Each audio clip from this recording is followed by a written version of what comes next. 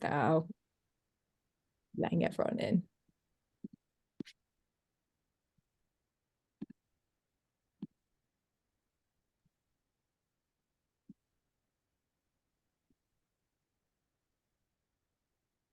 So croeso pawb, welcome everybody that's joining us today. I'm just going to give it a few minutes to let everybody hop onto Zoom and come in from their last meetings. So if you'd just like to introduce yourselves in the chat as we wait, it'd be great to see who we've got in the room today.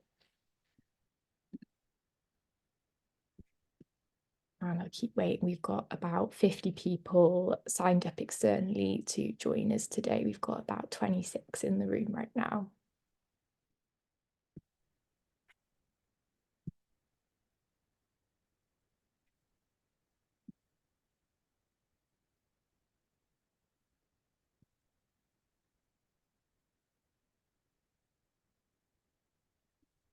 So croeso to those that missed it, and we've got a few more people still joining. If you'd like to introduce yourselves in the chat, that would be amazing, and we'll get started in a minute or so.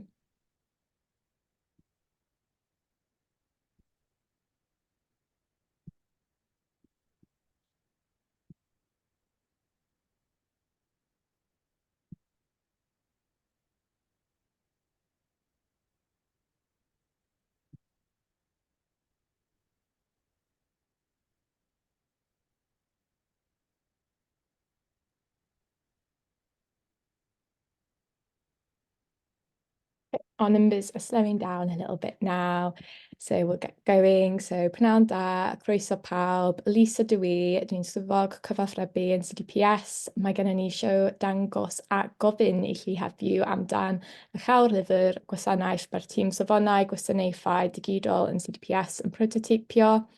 So good afternoon and welcome. I'm Elise. I'm a comms officer at CDPS.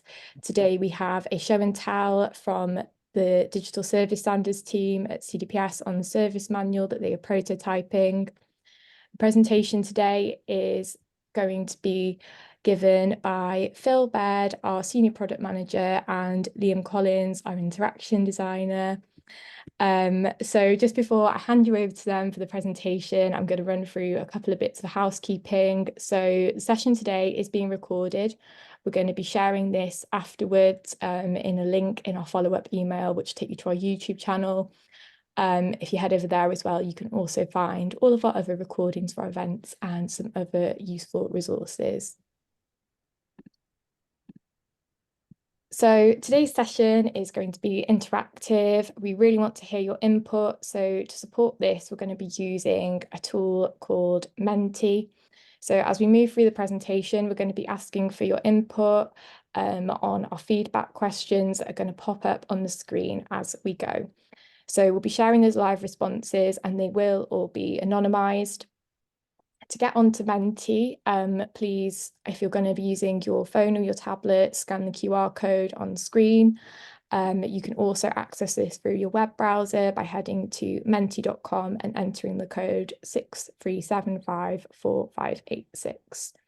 So that code will be popping up again on the screen later on in the presentation if you do accidentally lose it on your device. And alternatively, if you are having any problems getting onto Menti today, you're more than welcome to share your responses in the Zoom chat. So I'll just leave that QR code on the screen for a moment, give everybody a chance to get onto Menti. That initial screen I think you'll be seeing will just be a blank screen with a little thumbs up icon. And just to note as well that the team are going to be taking some questions at the end of the session today. If you'd like to post these in the chat as we go, you are more than welcome. And I think if we're all good to go, I will pass you over to Phil to introduce the team. And yeah, again, that Menti code will be popping up on the screen as we go. So if you are having any difficulties, it will be reappearing again. So over to you, Phil. Thanks, Elise. Thank you everyone for coming along. So this is us. We are the team working on the Meet Digital Standards service and the service manual here at CDPS. So there's all our lovely faces. So we're going to go straight into Menti to just get everyone warmed up. So the first question that we've got for everyone here is, what brought you to today's session? We'll just give you a minute or two to post in there. It's completely free form. Just put in whatever you think.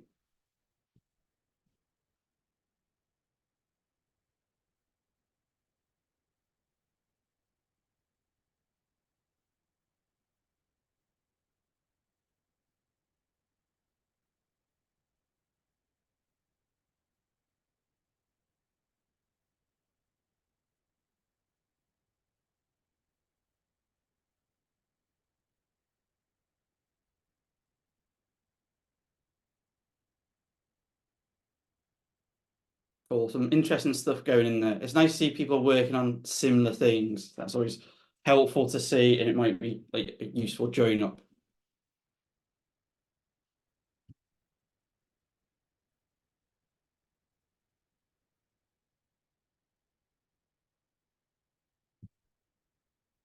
But I'll keep posting those in as we go. But I think we'll jump into the next stage. So I'm going to spend a little bit of time just setting the context around digital service standards generally, and then digital service standards for Wales, and also we'll just cover up a little bit of how we got to the idea of a service manual, and Liam's going to take us through some of the particular bits of the design that we're really interested in hearing what you think of. So this quote we got from one of our research participants when we did Discovery last summer, and I think it really sums up what we're trying to do here. So applying standards ensures we're doing the right job for everyone that needs it. I think it really sums up why standards matter. So I think for me, citizens have to have no choice of using the products and services we build in government or we build in the public sector. So as folks that design and deliver products and services for citizens, we're responsible for ensuring that as many of our users can access them and do the thing they need to quickly and simply. And service standards are a key part and really important framework for us that enable us to build simple, user-friendly, accessible, safe and secure products and services. And so within Wales, we've obviously got our digital service standards. We've got the links in the slides, which we shared afterwards, but if they're on our website as well, if you want to take a look. And simply set of points that teams and organizations delivering products and services in the public sector are expected to apply. It's all about things we just touched on: safe, secure, accessible. Also for us in our context, bilingualism is really, really important. And I'm a big believer in service standards because I think it focuses on building what users need. So it avoids us building the wrong thing and then having to do lots of rework. If we build the thing that users need, it ensures more people can use a product or service. You think if something's accessible, it's bilingual, it's just easier to use, people want to use it. And service standards really encourage this. And then lastly, it makes things easier over time. So if you've worked within central government, this is something we're aspiring to in Wales, of having like design patterns, shared code, that sort of thing. I'm a big believer that most common problems are being solved or have been solved. So we can create a space and have a space like service standards that enable people to share. You don't have to start from scratch, which makes things easier. So why a service manual then, and how have we got to this point? So in early 2023, CDPS ran 3 roadshows to learn about if service standard is used and understand how. And what we learned was that the use was low. So during the summer, we did some user research to understand this problem better.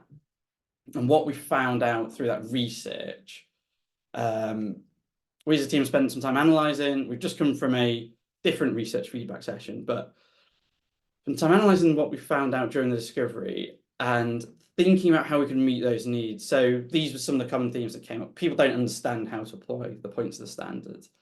There aren't examples of where service standards have been used. There isn't much information on the website about standards. So now we're designing and testing how a service manual can like provide people with this information. So this brings us into our next question, which is simply, what do you think should be the purpose of a service manual?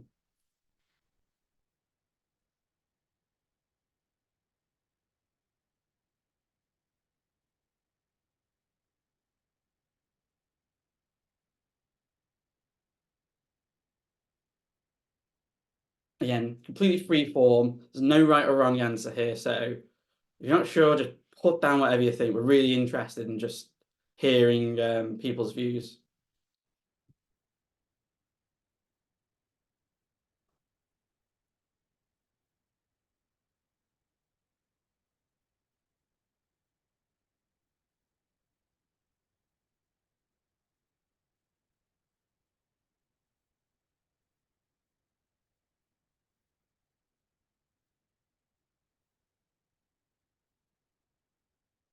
I really like that one about a comprehensive guide to product teams on how to create a user-centered product. And it's interesting seeing consistency come up there a couple of times.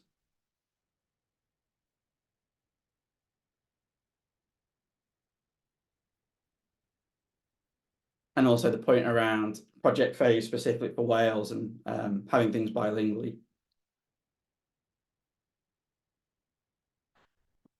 The project phase thing is an interesting one, isn't it? Because we keep hearing there's like different opinions on that, as like whether you do categorize things by like, you know, discovery, alpha, or whether you don't, because that's sort of not so like understood or like used in some place. It's a we keep going back and forth on it in some ways in discussions, don't we? We're like, well, that would be cool if we did this. Well, actually, maybe it would be cool if we did the other way. And it's a really interesting that keeps coming up, but they're always totally opposite against each other. Awesome. Keep firing things in. But we'll get into sort of the next phase as well of presentation. So we've started to understand challenges people face. So this is where we think a service manual could help by giving some of the stuff we've just seen pop up on the screen around practical advice about how to apply service standards, step-by-step guides on how to do specific tasks, examples of where teams and organizations have used digital standards. And there's probably lots of other little things that you've just seen there that we can do. So now we're taking this into what we're designing and testing for a service manual, how it could help us deliver some of those things. So this may be familiar to some folks, looking at some of the people that have popped up in the chat. This is just an example of a service manual. There's loads of them. This is the Government Digital Service, GDS. It's the gov.uk service manual. I know Ministry of Defence have done something similar. Department for Education doing something similar as well internally. And we've seen some really cool examples from Ontario and other places. Like if you Google a service manual, you'll find loads of stuff. But this is kind of what it looks like. It's just a series of web pages with information on how to build good user-centered products and services. I think that takes us into our next question. So it's dead simple, yes or no. Do you have your own version of a service manual?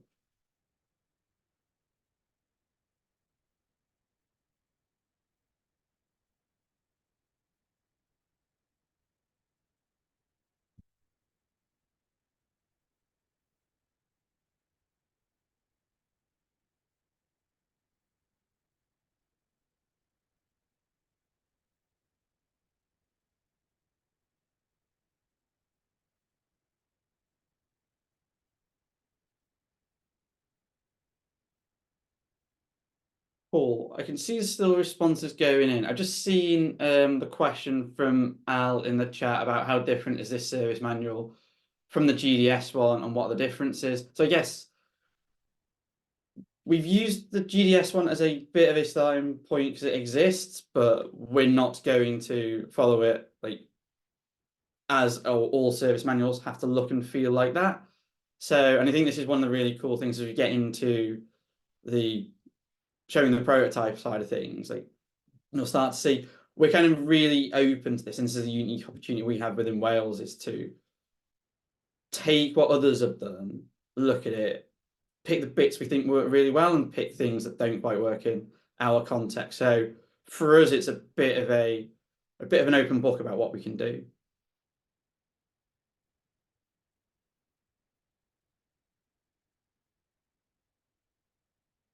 Amazing. So now we're going to move into like the interest, the exciting bit. So We're going to go through some of the prototypes, some of the bits, some of the things we're really interested in getting your feedback for. We've prioritized during this phase, we've prioritized designing and testing the navigation of a service manual, so how people move around it, what's the most effective way to guide them through information.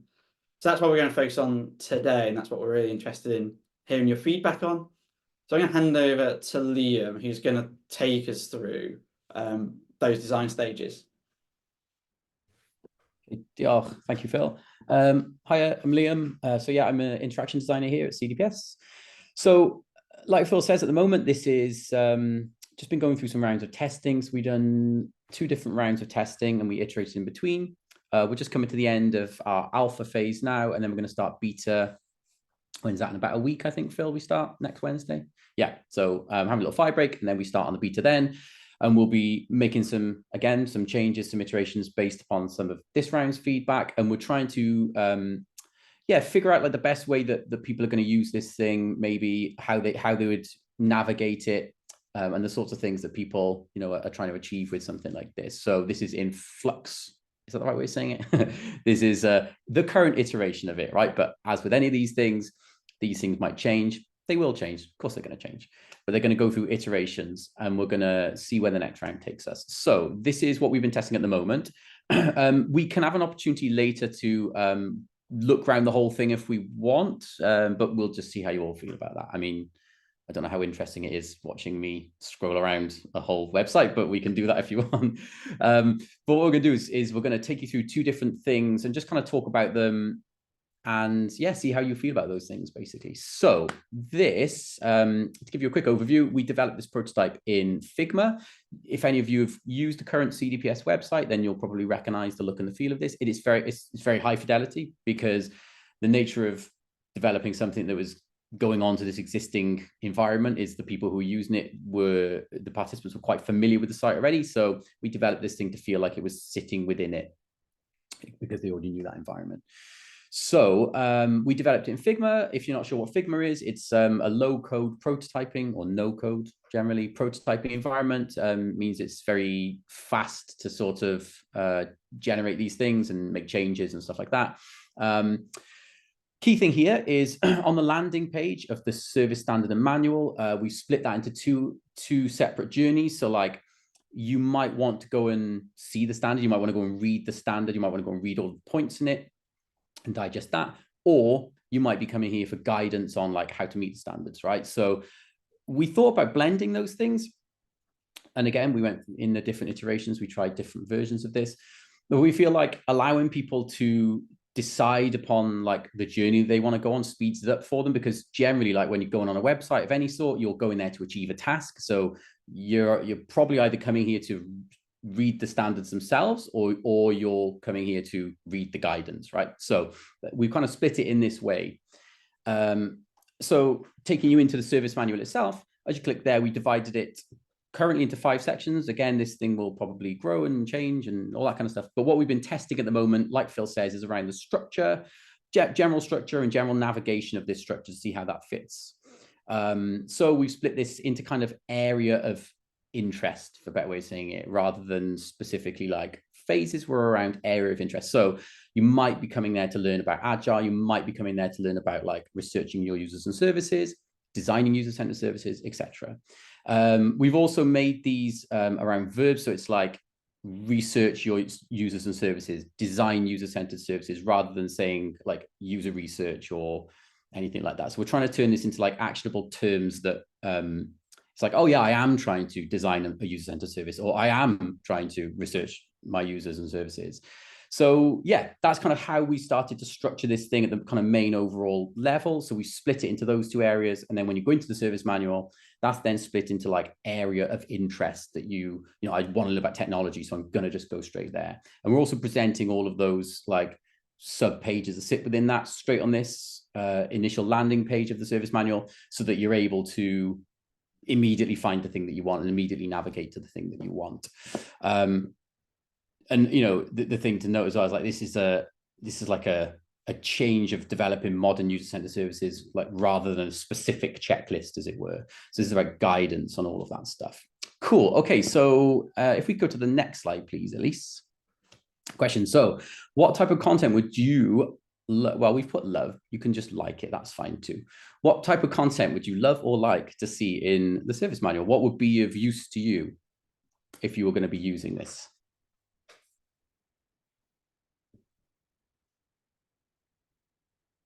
Examples is definitely something that we've talked a lot about.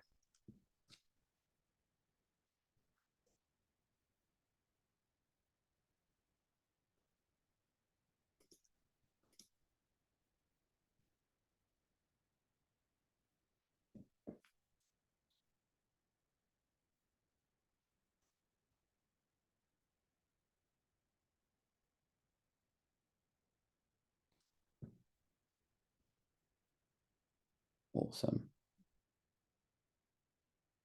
That's fantastic. Some interesting things coming out there. Thank you very much. That's wonderful. We'll go and make sure we go and look at all these things afterwards and dissect them all and pick up on them, on all the things that keep coming through. Yeah, examples, again, that's a big thing that keeps coming up. The interactive experience, that's an interesting one. Awesome. Thank you, Diolch. Let's pop along to the next one for me, Elise. Thank you very much. So this next thing that we just want to talk about briefly is something we've been calling this thing small steps, just for the purposes of having a name of an idea, having a name for the idea that we're trying to test.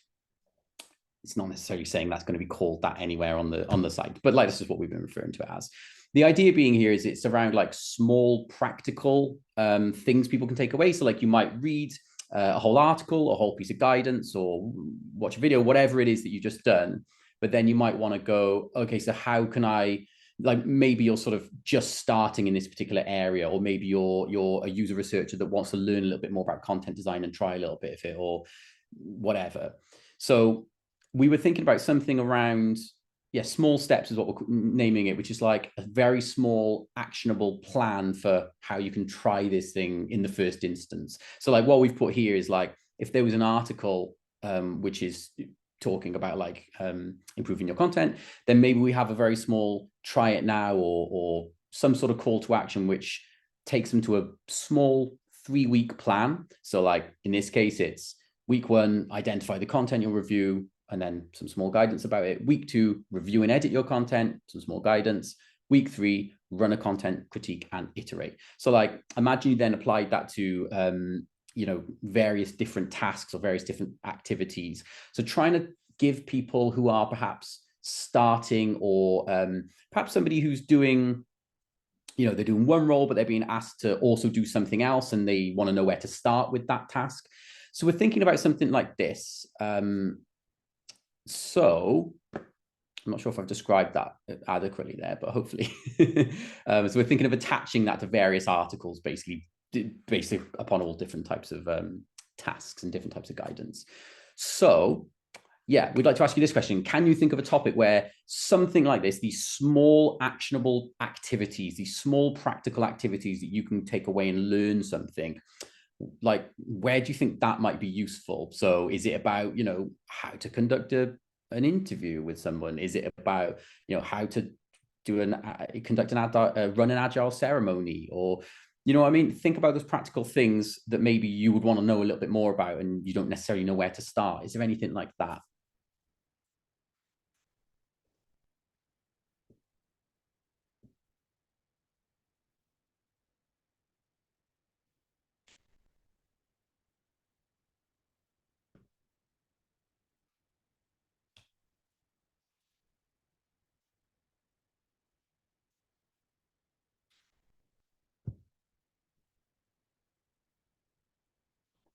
Lots of research ones at the moment.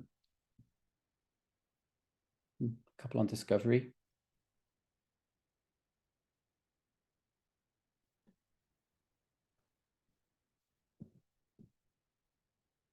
Awesome. Thank you, everyone. Review.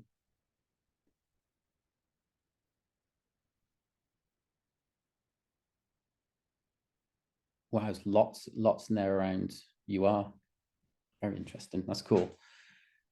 Okay, diolch, pawb. Thank you very much. How do I know what makes good or bad content interesting?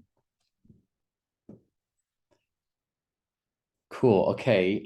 Just in the interest of time, I'd like to watch all of these things come in, but I'm gonna hand you back to Phil. Thank you. Awesome. Thanks, Liam. Yeah, there's some really cool stuff coming up there. So I think we've touched on this a little bit as we've gone, and it's a big part of our service standard. But one of the things we made a conscious decision of focusing on the navigation and the structure at this stage rather than the content and language. But we know as we do more testing and design on the content of what the words actually will be, which is a big part of the work we're going to do, we really need to embed Welsh into it. And if we don't, we'd be failing our own standard, and we absolutely have a responsibility to live the standards that we set out in the website for everyone else. So as our focus switches and we start to get more into the content design, we're going to embed bilingualism into our design and testing. And I guess the reason we really wanted to include this here is because it's something we recognise and know, and like it's really important we hold ourselves to account. So, you know, it's just to share that share that message with everyone. We're going to hold ourselves to account as we work through this. So minimum viable product. This concept's probably familiar to a lot of people on the call, but like there's still a lot of work to do. We've shown a very small part of the prototyping. Like so, we've done focus on the navigation and structure. The content, there'll be a lot of work to do there, a lot of iteration. So we want to get a minimum viable product or MVP to use quickly.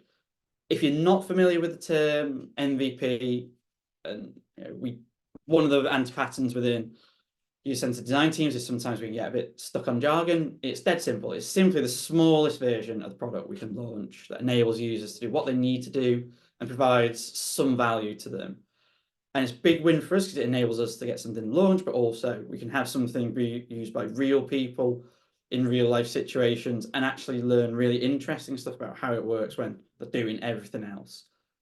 So rather than spend ages trying to build the perfect product, we're going to get something small and out there. And it won't be the finished thing, but it'll be something that is usable.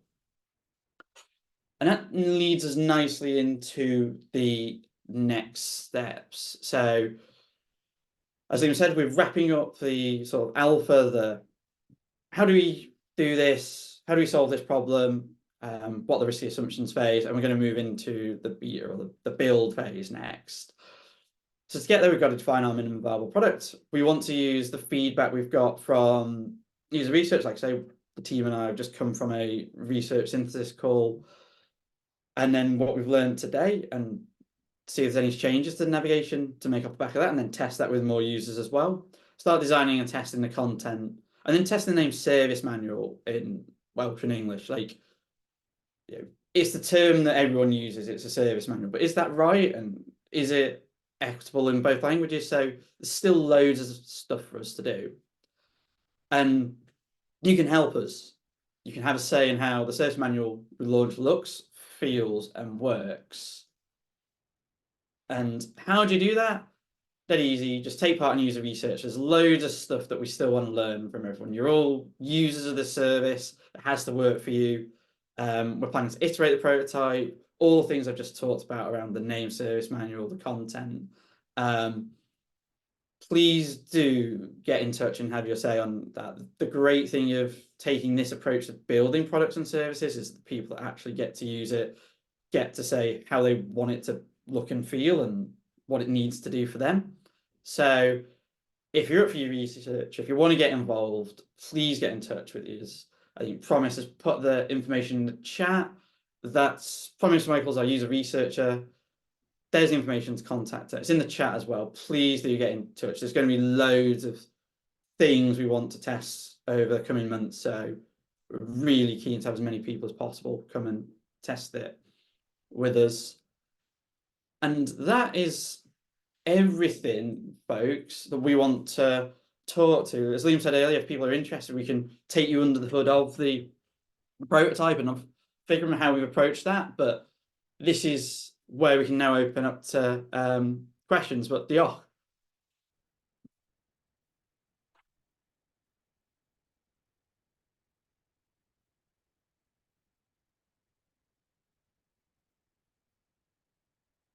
Does anyone have any questions? I'm just checking if anything's missing from in the chat. We had a couple of questions from Alpha, and Pete's been doing a good job of keeping on top of them as well. But I wondered if you had anything that you wanted to add. I've been asking about who specifically will be using the service manual and who we're aiming at, and how it differs a bit from GDS and what CDPS is trying to do. I don't know if you've got anything to add there. To Pete's given a good response already. Let's just have a look, see. I think certainly in terms of what I would say, and I think this has already been said, we don't have a specific mandate to make anybody follow this. We're not going to stop anybody from doing anything if they're from outside of Wales, but I do know that there are commitments that central government and cabinet office have to make sure that all services are available bilingually.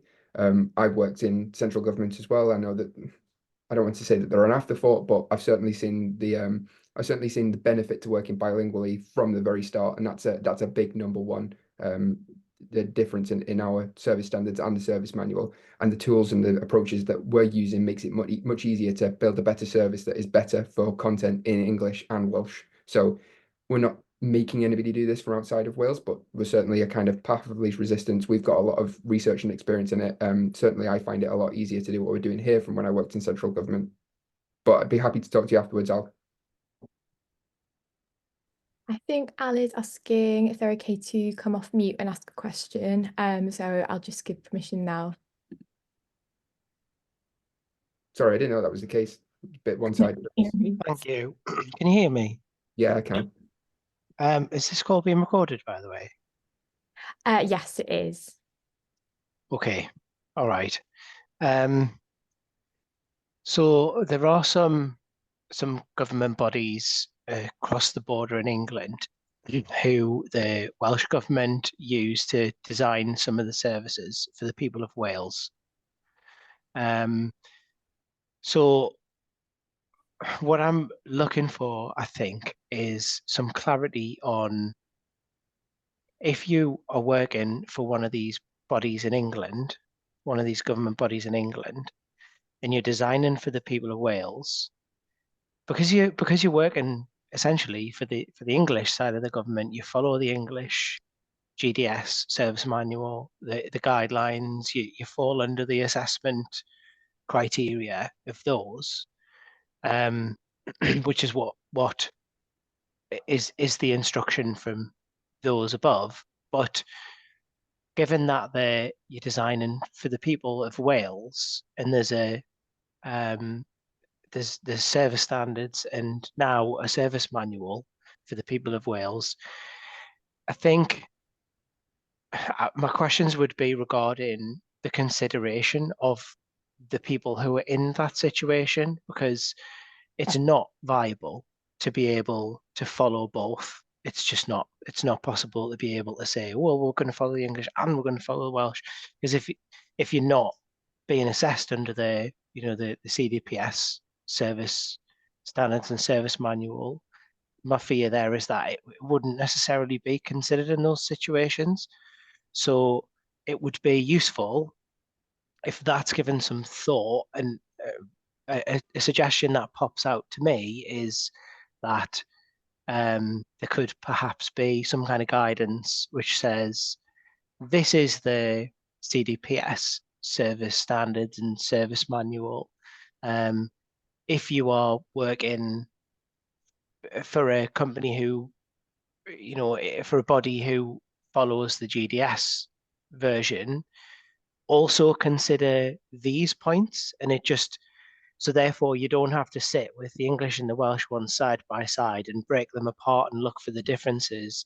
You can just have a short kind of checklist of, these are the extra things we would ask you to consider. Because I understand the great work that's been done here to try and make it more specific to the people of Wales, but I think the maybe perhaps needs to be a bit of consideration gone into those situations like the ones I've highlighted.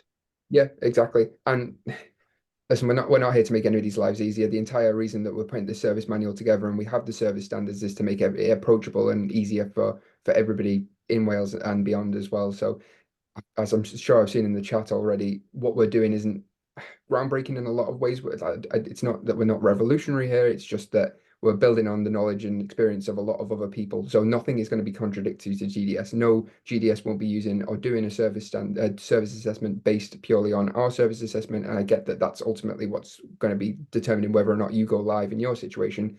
But we are in your situation a little bit more, I don't want to say supplementary, but some additional guidance and help to help you in that situation, and splitting that out for those, you're a new user type or a new group of people that we need to call that out to. So that feedback's really, really helpful. Great. Thank you. Yeah, that's brilliant. Great work, by the way. I love the prototypes, Liam. Thank you. Thanks, Al. You're ace too. Awesome. Were there any other questions out there, folks? Or did anyone want to get under the hood of the prototype? Just give it.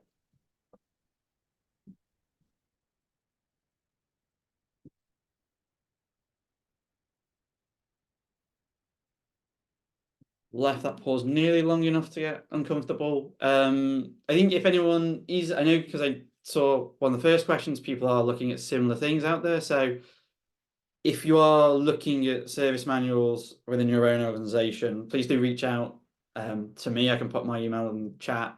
We can definitely have conversations around that. I know I spoke to some conversations spoke to some folks in Scotland about this, so we'll definitely hook up with you and talk you through a bit more.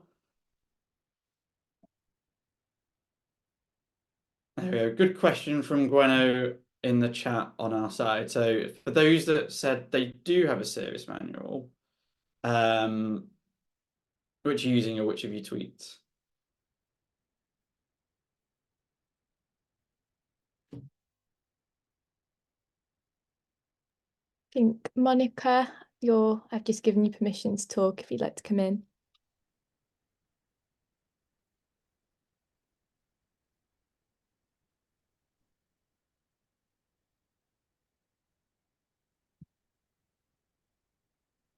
Oh, just put in the chat that you're with her cat. Sorry, thank you.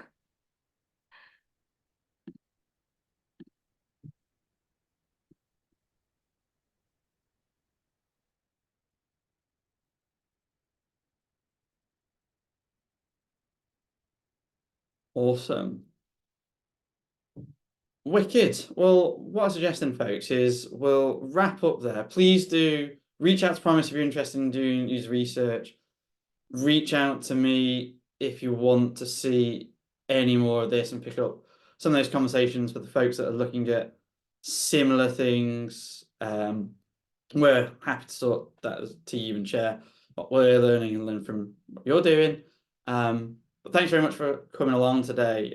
Really appreciate it. Yeah, just to second that, a massive diolch yn fawr, thank you to everybody that's joined us today. I'm just going to put a link in the chat that will take you to sign up to our mailing list if you'd like to keep in touch about any of our other upcoming events or want to go and have a little look at some of the resources on our website. As I said at the beginning, the session today has been recorded and we'll be sharing that recording to our YouTube channel. And yeah, Promise's email address also in the chat if you'd like to get in touch about user research, and we'll be sharing that in the follow-up email also. Diolch yn fawr, thank you for coming. Enjoy the rest of your days. Diolch, Pat. Bye.